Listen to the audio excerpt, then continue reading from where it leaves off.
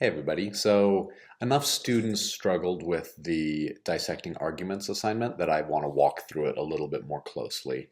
And there was one student who did really bad, worse than anybody. So I'm going to pick on him.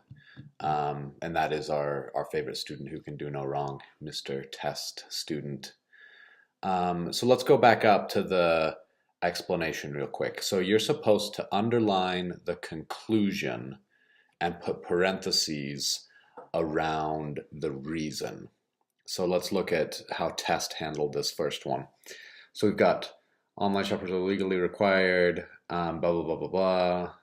The vast majority don't bother, which is kind of the conclusion. Actually, it is the conclusion.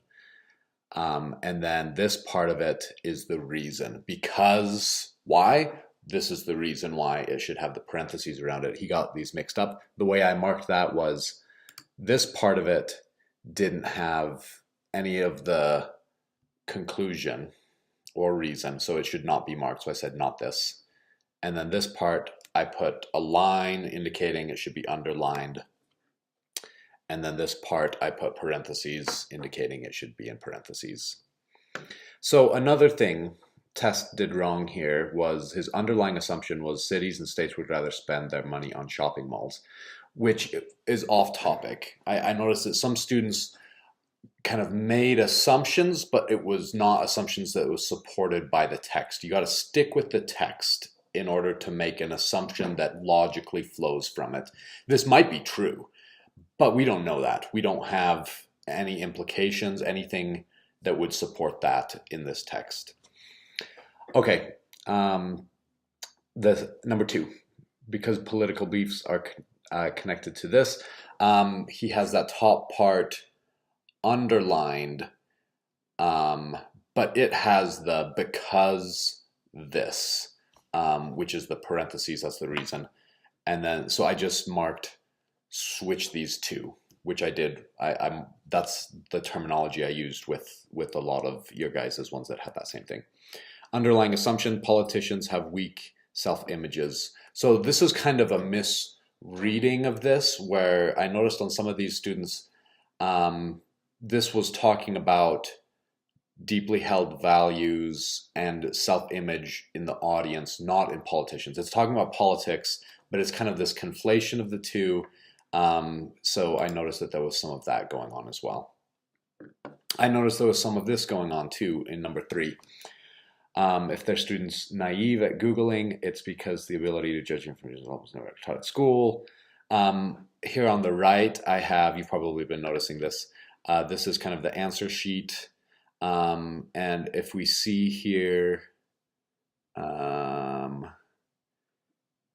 right thing is underlined, that's the right reason, the right conclusion, right on. Students only learn what they are taught in school. Schools only learn in school. Judging information is learnable. So nailed it. Completely nailed it. There were times when that happened, when I was going through a student's thing and that's a little off, that's a little off. Boom, the one that they completely nailed. And actually I'm going to be complaining about this to my teaching overlords because there were a number of questions that the vast majority of students got wrong that I think were just a little misleading or tricky. So this was a pretty low average on this grade. I'm going to keep going. This one was blank. That's not right. We all sin, we shouldn't judge. This is actually a really common one. This was just summary. So assumptions are not found in the text. So if you're rewording stuff that's in the text, that's not an assumption. That's just a summary of the text, and you got to be sure. Okay, what is that? What's underneath there? Sinners don't have the right to judge others. You can't judge unless you are without sin. Both of those are not in the text. They're both underlying that. So hopefully this is helpful to help understand what's going on.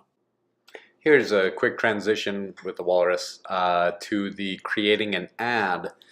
I noticed a few things that I really liked, so here's some greatest hits of that.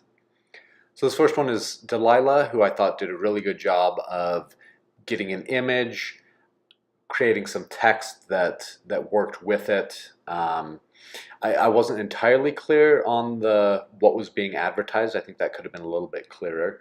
But overall, I mean, this was what I think worked.